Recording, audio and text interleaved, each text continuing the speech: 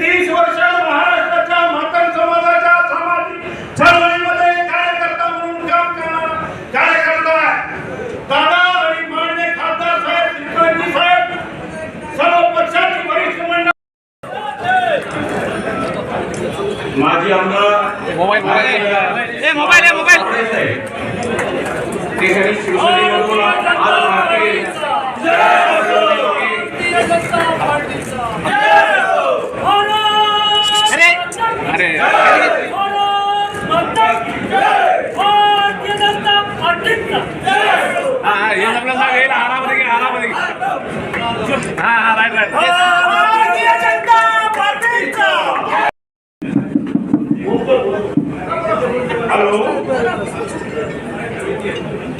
आजच्या 90 विधानसभा मतदारसंघाच्या निवडणुकीच्या अनुषंगाने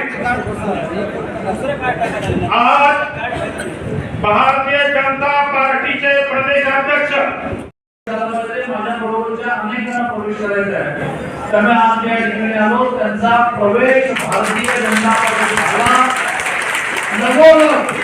या देगलूर बिलोली विधानसभा मतदारसंघाची भारतीय जनता पार्टीची उमेदवारी राज्याचा अध्यक्ष म्हणून मी सुभाष सामेला घोषित करतो आणि त्यांनी आता आपल्या सगळ्यांसमोर त्यांचं मनोगत मांडावं अशी त्याला सूचना करतो.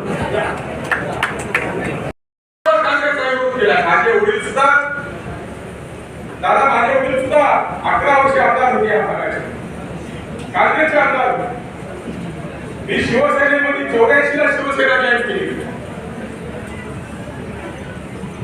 मी माझ्या वडिलांना दादा कोडके मुख्याला आले होते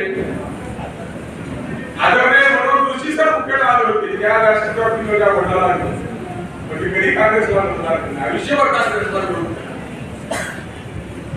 आणि उद्याच्या पोटनिवडणुकीमध्ये मी कुठल्या कोणाला काँग्रेसचं काम करतो आणि 2024 ला मी काय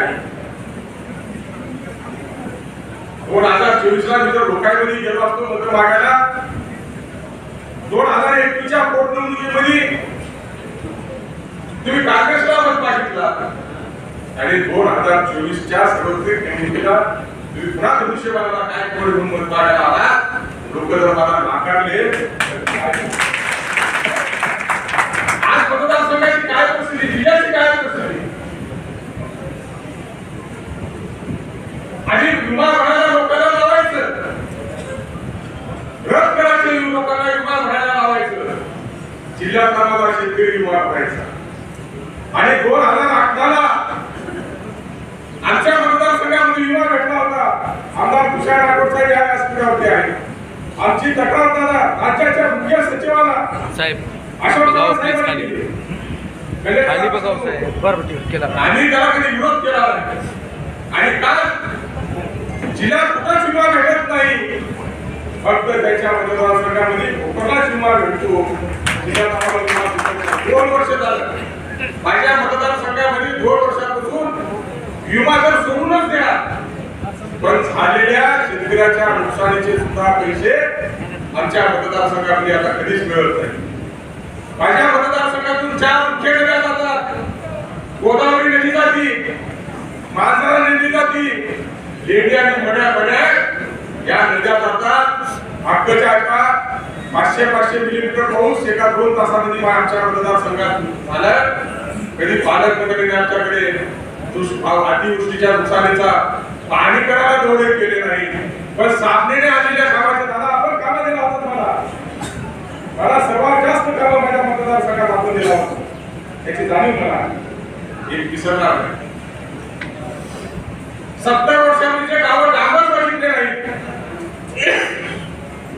त्या गावाला डांबर करण्याचं काम आदरणीय चंद्रकांत पाटील साहेब या राज्याचे सार्वजनिक बांधकाम मंत्री होते त्यावेळेस मला मतदारसंघामधून नागरीकरणाचे रस्ते दिले पण आणीवटीचा रस्ता सर्वात मोठा जो आमदार आदरणीय प्रताप पाटील चिखलीकर साहेब आमदार होते आदरणीय तुषार राठोड साहेब आमदार होते.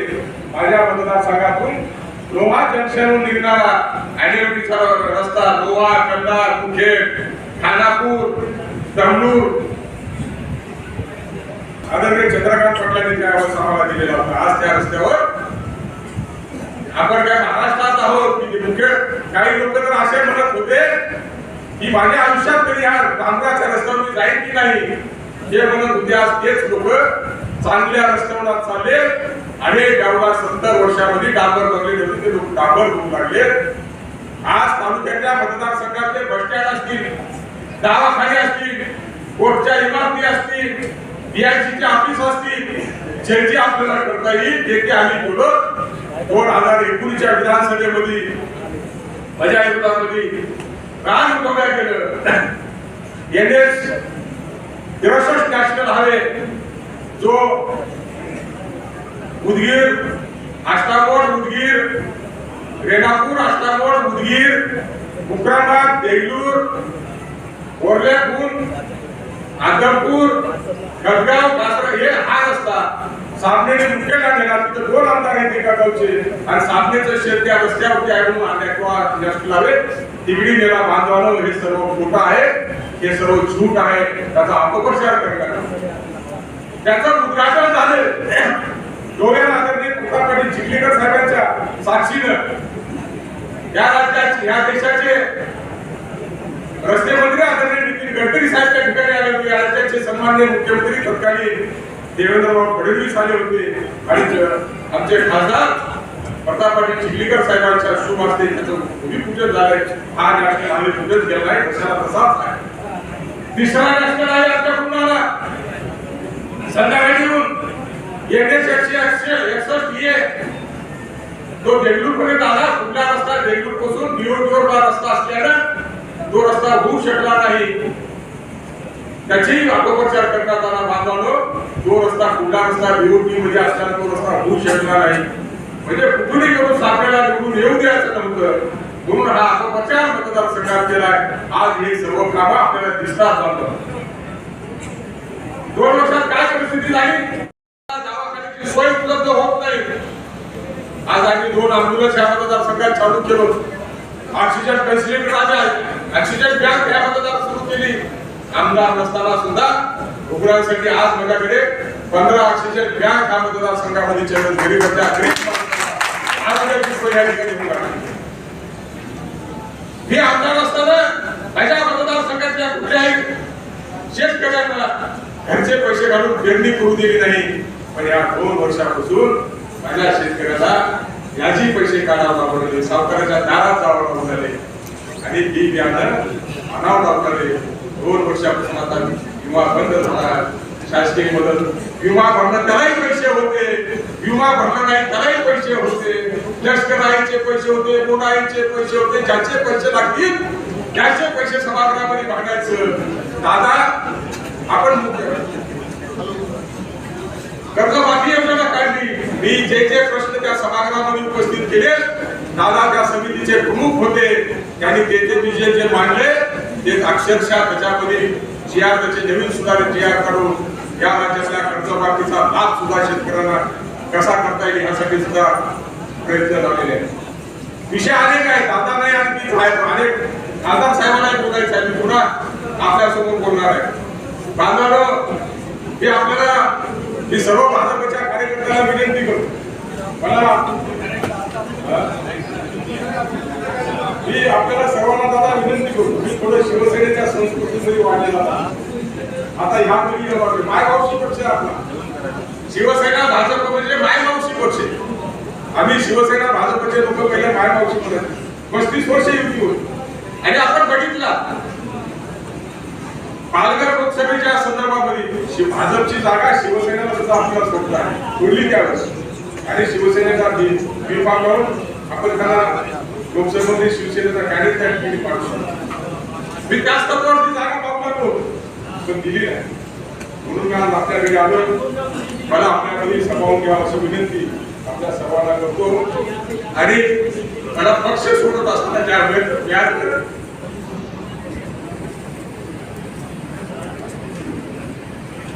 अतिशय 30-35 वर्ष मी त्या पक्षात निघालो. माझ्या कार्यकर्त्यांनी मला कधीच माझे फक्त 4 मतदान असताना सुद्धा मला कधीच तुझं वाटलं माझ्या शिवसेनेकडे वाटलं आज सुद्धा माझे शिवसैनिकांना मी त्याही शिवसैनिकांना धन्यवाद देतो. आपल्या सर्वांना माझा चुकला असेल मला फार आणि आपण मला अशी करतो. 1 तारखेपासून उमेदवारी अर्ज भरणं सुरू झाले. भारतीय जनता पार्टीने आपला उमेदवार घोषित करण्यामध्ये पहिला नंबर लावलेला आहे.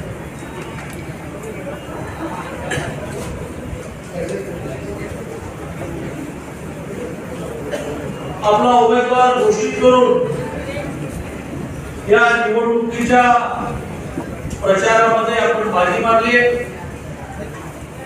7 तारखेला सुभाषजी साबणे एक अर्ज भरतील. निवडणुकीमध्ये सध्या उमेदवारी अर्ज भरणं हे खूप किचकट काम असतं, त्यामुळे एक दिवस आधी भरतील आणि 8 तारखेला प्रचंड मोठ्या संख्येने आतमध्ये जायला परवानगी सगळ्या लोकांना असेल. जे निवडणूक आयोगाचे नियम आहेत ते आपण पाळू, पण उमेदवारी अर्ज भरायला प्रचंड मोठ्या संख्येने लोक एकत्र येतील. राज्यातून मोठ्या प्रमाणात नेते येतील. आपल्या राज्याचे माजी अध्यक्ष खासदार केंद्रात मंत्री रावसाहेब दानवेंच्या नेतृत्वाखाली 8 तारखेला आशिष शेलार येणार, गोपीचंद पडळकर येणार, पवनराव वणीकर ह्या निवडणुकीचे प्रमुख आहेत. कालच एक छोटं ऑपरेशन त्यांचं झालं, त्यामुळे ते मला विचारत होते की मग आजचा मेळावा झाला की मग ऑपरेशन करू का? म्हटलं नाही, केव्हाही केलं तुम्हाला 4 दिवस विश्रांती घ्यावी लागेल, तुम्ही आधीच करा, 8 तारखेला उपस्थित राहा. आणि त्यामुळे उमेदवार घोषित करण्यात आपण बाजी मारली आहे.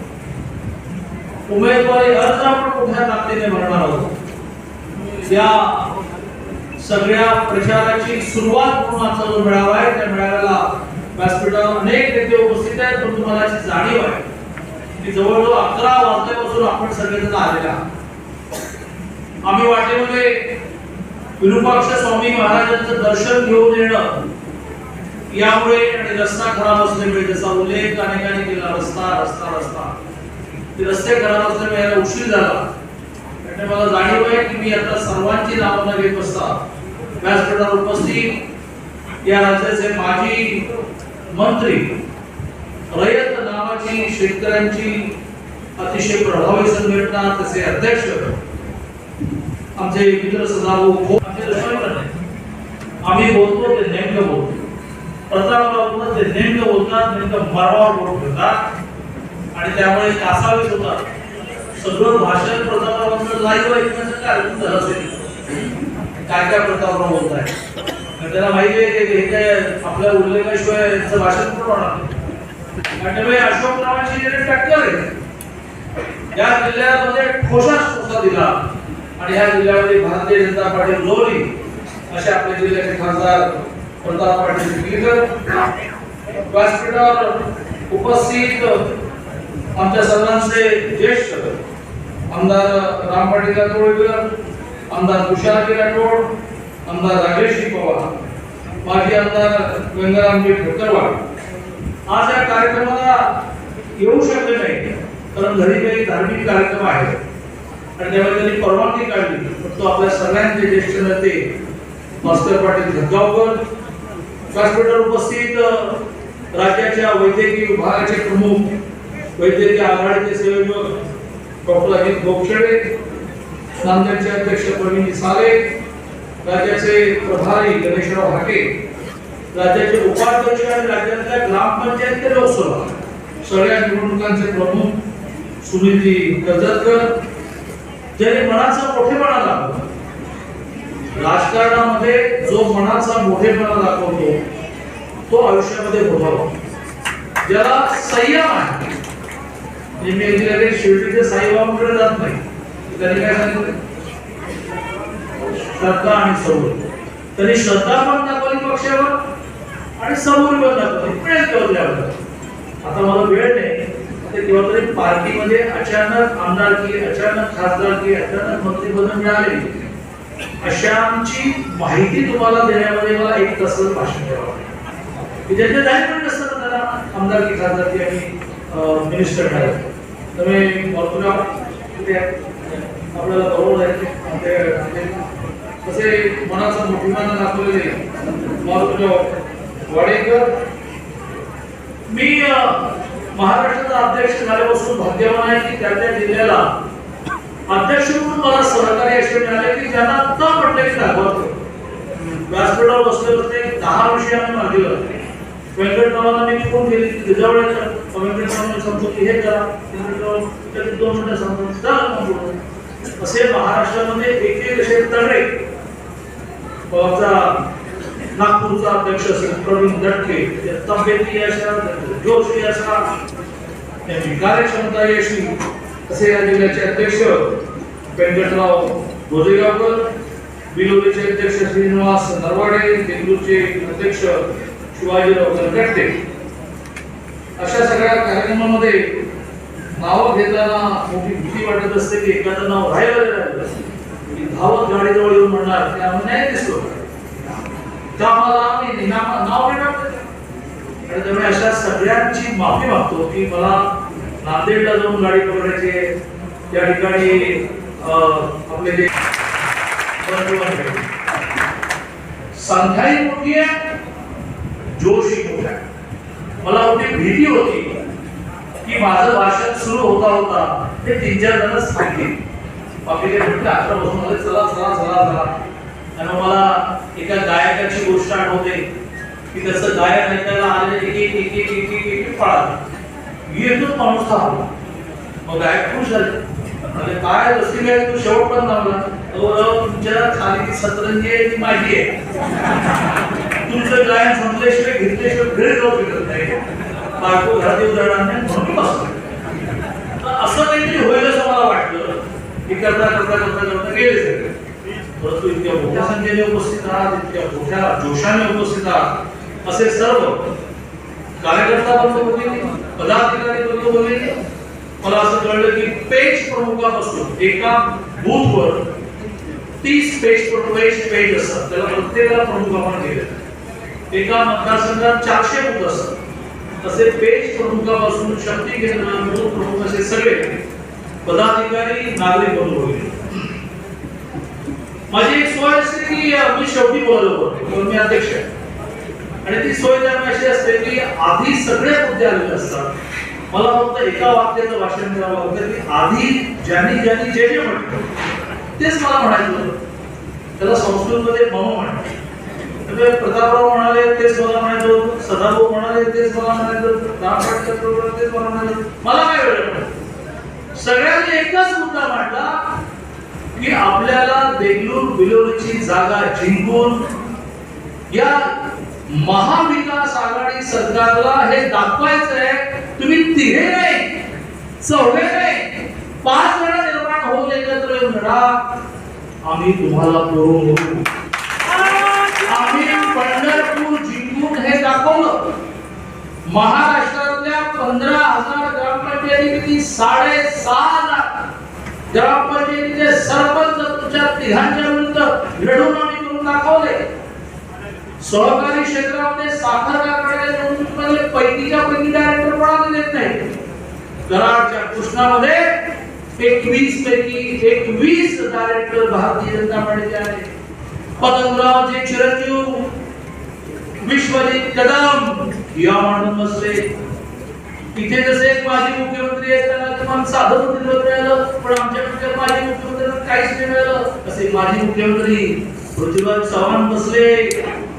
अदृश्यपणे शरद पवार साहेब बसले. दृश्य रूपामध्ये अजित पवार बसले. तरीही कराडच्या कृष्णा कारखान्यात 21 पैकी 21 जागा आपण जिंकलो. सहकारी साखर कारखान्याचं मार्जिन 400, 500, 800, 11,000च्या मार्जिन.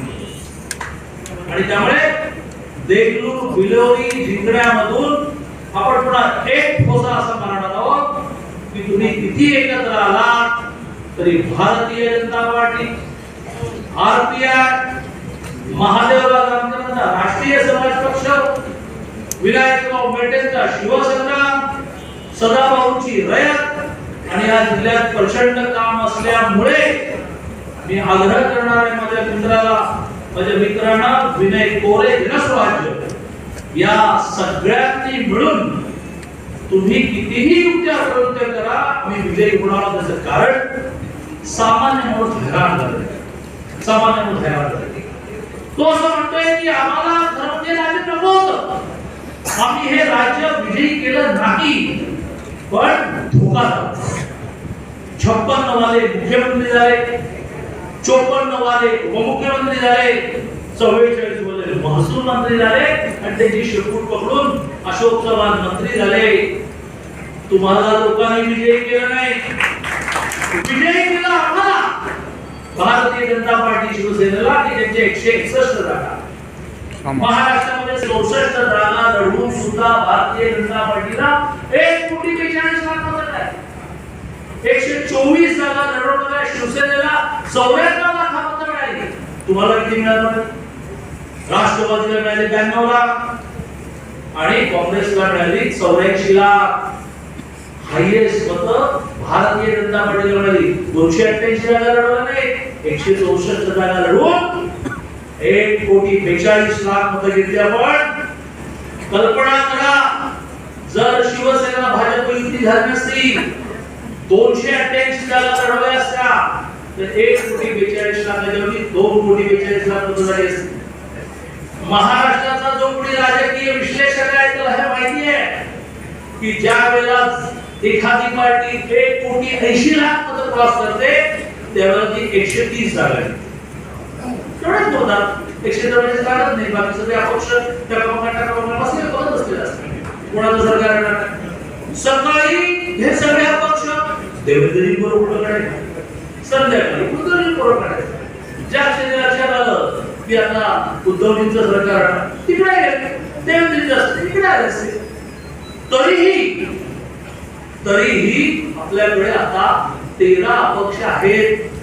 106 अधिक 13 119 जण. 20 टक्के स्नेहात कोणीतरी 400 मतांनी पडले. माजी मंत्री पडोळे 800 मतांनी पडले. सर्व ठिकाणी धोका. आम्ही धोका दिला असताना 56 नाही 5 जागा आल्या असत्या.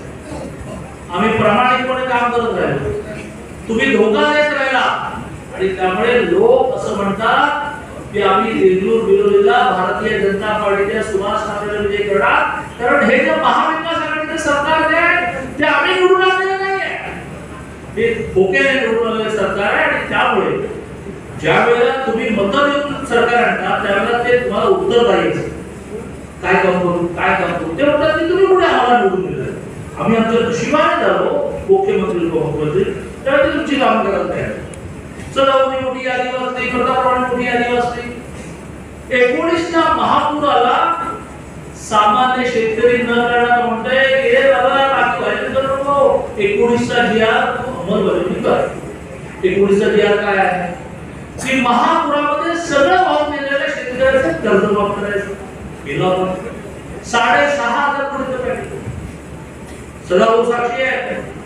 पुराच्या पाण्यामध्ये उभं राहून मी वायरलेसवर देवेंद्रजी बोलत होते. देवेंद्रजी मला असं वाटतं की आपल्याला आज ग्राउंड फ्लोरच्या लोकांना 15,000 दिले होते, त्याच्यासाठी पहिला दुसरा तिसरा मजल्यावरच्या लोकांनाही द्यायला पाहिजे. देवेंद्रजी म्हणाले का मी तिथून सही करायचो, व्हॉट्सअपवर माझ्या सेक्रेटरीला पाठवतो संध्याकाळी जीआर आहे. असा करत जो 19चा जीआर बस आमचं काय म्हणणं नाही. कुठल्याही आपत्तीमध्ये 19चा जीआर जो आहे, 19चा जो सरकारी कायदा आहे त्याची अंमलबजावणी करा. त्या काळामध्ये आपण पर डे 60 रुपये निर्वाह भत्ता देतो, गुरांना पर डे 70 रुपये देतो, व्यापाऱ्यांना त्यांची दुकानं पुढे 50,000 दिले, घर बांधायला आपण 1.5 लाख रुपये दिले, रिपेअर करायला आपण 95,000 दिले, घर बांधण्यासाठी वर्षातून वर्ष बाहेर काढायचं दर माफ दिले तर भाडं दिलं. सर्वसामान्य शेतकरी तेच म्हणतोय की आम्हाला तुम्ही एवढं द्या. मी एक शेवटी आपल्याला एखाद्याने सावध करून माझं बोलणं संपवणार आहे. आता हे काय करतील? अहो द्यायचंच आहे हो, आचारसंहिता लागली. तुमच्या माहितीसाठी आचारसंहितेमध्ये अतिवृष्टीचे पैसे देता येतात. आचारसंहिता अतिवृष्टी म्हणजे नैसर्गिक आपत्तीला आचारसंहिता नसते ही मत आहे ना? तर आता सर्व म्हणाल्याप्रमाणे 60,000 रुपये प्रति एकरी सोयाबीनला, 1,00,000 रुपये प्रति एकरी उसाला द्या. आचारसंहितेचा काय पद्धत? एक 4 ओळीचं निवडणूक आयोगाकडे